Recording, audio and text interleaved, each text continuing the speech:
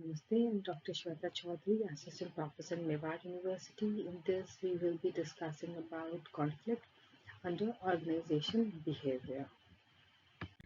So first, we will discuss what exactly is the conflict. So basically, conflict is a situation where two or more parties perceive that their interests, or you can say needs, or even values are incompatible.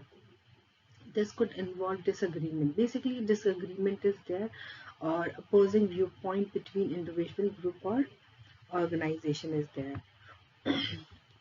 There are various key points like first we can say inevitable or natural, which we can say again that conflict arises naturally in relationship due to difference in opinion, interest and values, which we have seen so many times, and it can be an emotional or cognitive or a social experience. Different level in this we can say that the conflict can happen at any level. Either it can happen at interpersonal level or intergroup level, within organizational or international also we have seen. We have this neutral outcome also. Neutral outcome we can say that conflicts is not inherently or good or bad. This is the key is to how it is managed. It doesn't matter whether it's good or bad, but how it should be managed, because conflicts is never good. Proper management can lead to growth, while poor management can result into damage in a relationship. Then we will discuss the transition of conflict thought. So there are some early theories and there are some late theories. So first we will focus on the early theory. So initially, at that time in early theories, conflict was just seen as purely negative. Okay, and it was viewed as something to be avoided or eliminated. Early management styles encourages smoothing over conflicts without addressing the underlying issues. But the later theorists, like we will discuss few theorists also, how they have changed. So first is human relation approach between 1930s to 1940s. So according to human relations approach, conflict was basically viewed as a result of poor communication or misunderstanding, or even and we can say that effective communication was emphasized as a way to prevent or resolve conflict. We go, okay, conflict will happen, but yeah, you should resolve the conflict. Then interactionist view approach was in like 1960s, and its view was that conflict was no longer seen purely negative. It was recognized that conflict could be constructive, beneficial, and it even stimulating change, and it's creative also, and sometimes it's problem solving also. Then we have this modern perspective. So today's people, or you can say today's people thoughts are regarding conflict is that conflict is seen as a complex phenomena. Okay, and that they can have both positive means creative outcome, or innovative, or negative you can always say destructive outcome. Consequences depend on how it is managed. Effective conflict management is seen as a crucial in leadership skills. Then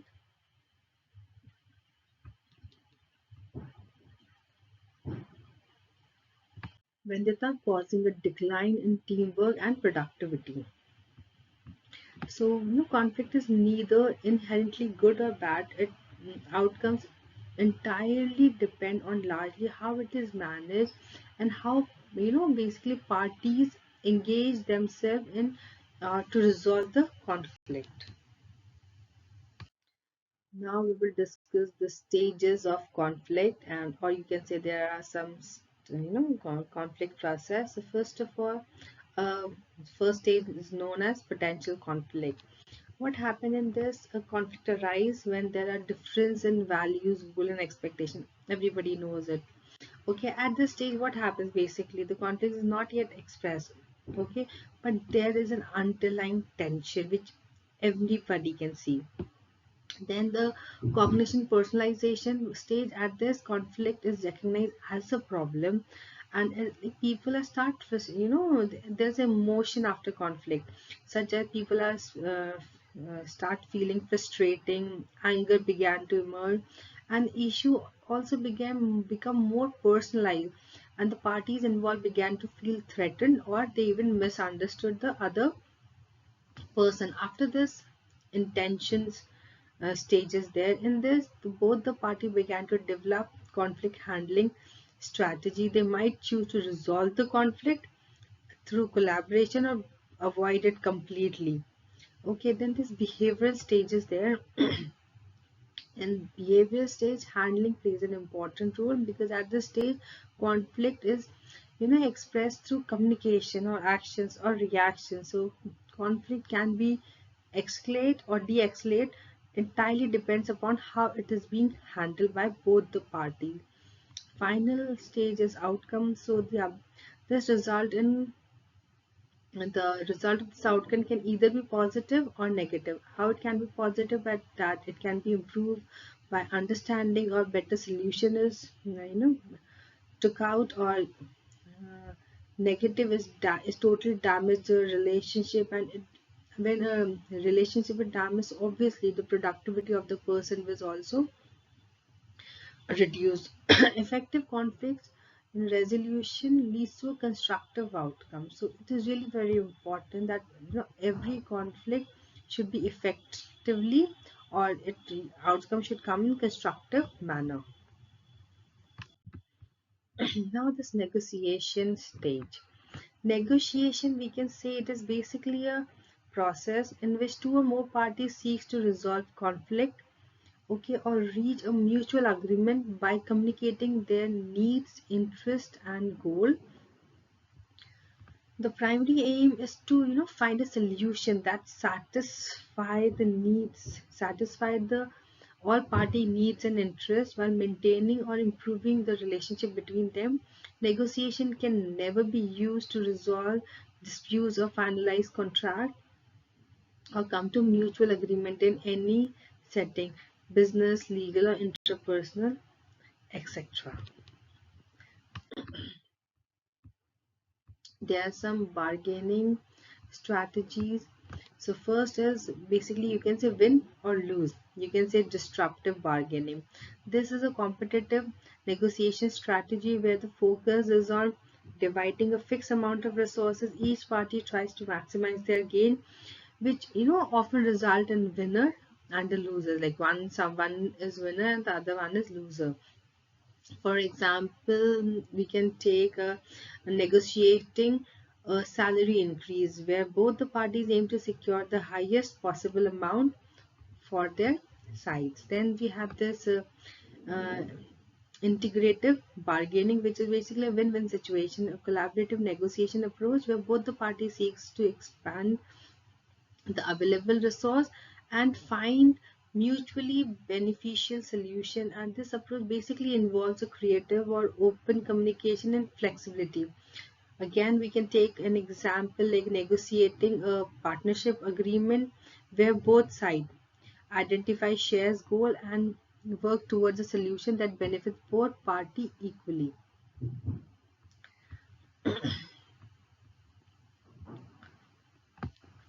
In this, we can say the choose of strategy basically depends upon the relationship between the parties and the conflict nature and the desired outcome. The destructive bargaining is often used for single issue negotiation, while the integrated bargaining is used for multi issues and for long term relationships. So obviously, integrated bargaining is better, like it's a win-win situation for both people.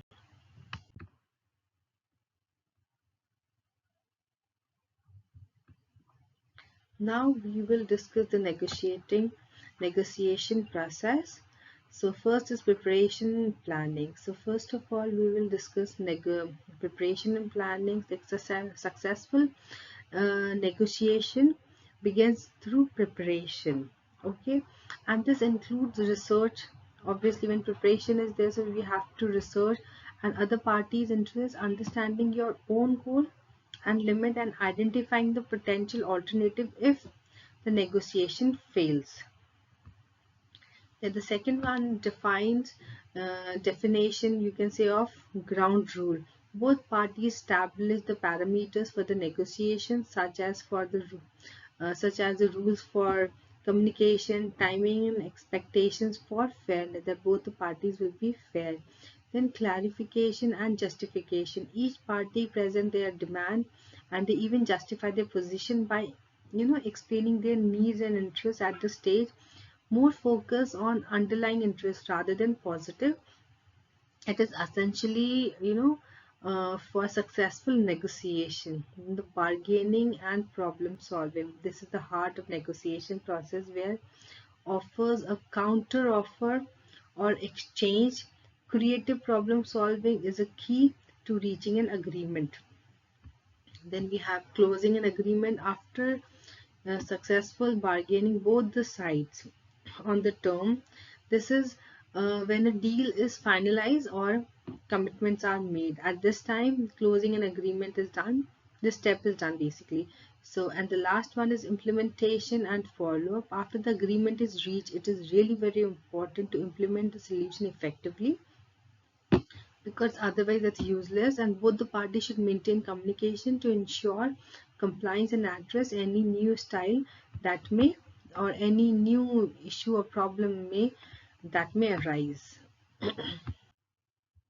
There's some issues in negotiation. The first issue is communication barrier, because miscommunication, or we can say unclear language or failure to listen, can all derail the negotiation process. Non-verbal cues, assumption, and emotional responses also play a significant role.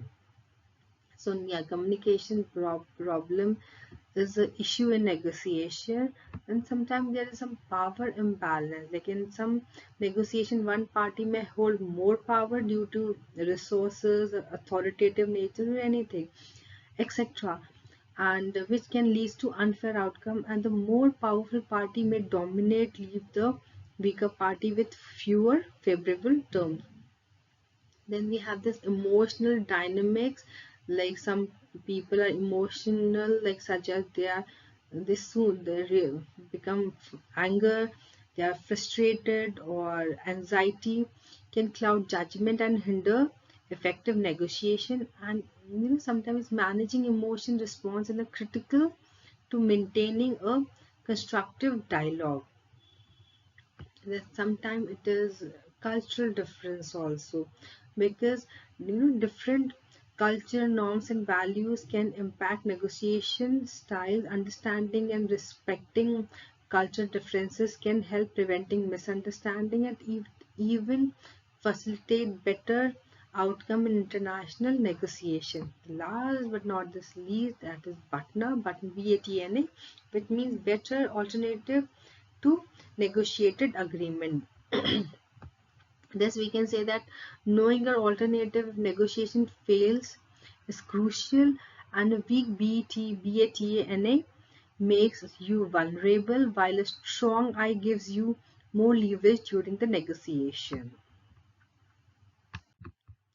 Finally, I would like to conclude that conflict is a natural occurrence and can be either functional or dysfunctional depending upon how it is managed. Then understanding the stage of conflicts help in resolving it more effectively, and negotiation is a vital tool for resolving conflicts, and it is must be approached strategically. um, Effective negotiation sometimes requires preparation, clear communication, and focus on mutual beneficial solution, which attends to emotional dynamic, cultural differences, and even power imbalance. That's all for negotiation. Thank you.